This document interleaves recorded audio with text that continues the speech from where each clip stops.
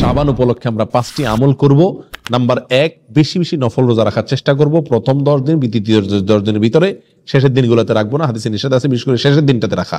অতএব শুরুর দিনগুলোতে, মাঝখানের দিনগুলোতে বেশি বেশি নফল রোজা রাখার চেষ্টা করব, কারণ নবী আলাইহিস সালাম সবচেয়ে বেশি নফল রোজা রাখতেন এই শাবান মাসে। দ্বিতীয় নম্বর আমল হলো, যদি আগের বছরের কোনো রোজা কাজা থেকে থাকে তাহলে সেই রোজা এই শাবান মাসের আগেও যদি না রাখা হয়ে থাকে তাহলে অবশ্যই শাবানের মধ্যে কমপ্লিট করা। কারণ কোন রমজানের রোজা বাকি থাকলে পরবর্তী রমজানের আগে আগেই সেই রোজাগুলো কাজা করার নির্দেশ আছে। অতএব আগের বছরে কোনো রোজা যদি কাজা থাকে, বিশেষ করে মা বোনদের মাসিক হওয়ার কারণে যদি রোজা না রাখা হয়ে থাকে আগের বছরে, তাহলে অবশ্যই সেটা এই শাবানের মধ্যে কি করতে হবে? কমপ্লিট করতে হবে।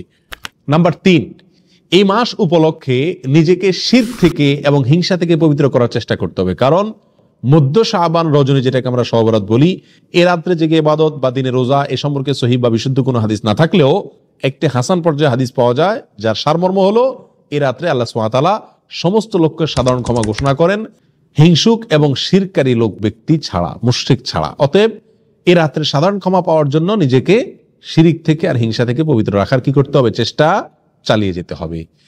শাবান উপলক্ষে একজন মুসলিমের 4 নম্বর আমল বলা যেতে পারে দান সদকা করা।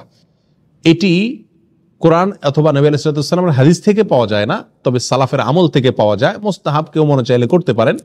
আনাস রাদিয়াল্লাহু তাআলা বর্ণিত এক riwayate পাওয়া যায় যে তাদের আমলে, সাহাবী অথবা তাবিঈনদের মধ্যে একটা আমলের কথা তিনি বলেছেন যে তারা শাবান মাস আসলে যাকাত দিতেন গরিবদেরকে, যেন রমজান মাসে তারা নিশ্চিন্তে ইবাদত বন্দেগী করতে পারে। অতএব গরিবদের দিকে খেয়াল করা, যাতে রমজানে তারা ইবাদত বন্দেগী করতে পারে, সেজন্য সাধ্য অনুযায়ী দান সদকা করা উত্তম, ভালো। এটাকে সুন্নাহ, নবী সাল্লাল্লাহু আলাইহি ওয়াসাল্লামের সুন্নাহ অথবা কোরআনের নির্দেশ এরকম বলা যাবে না, তবে এটা করা যেতে পারে। 4 নম্বর।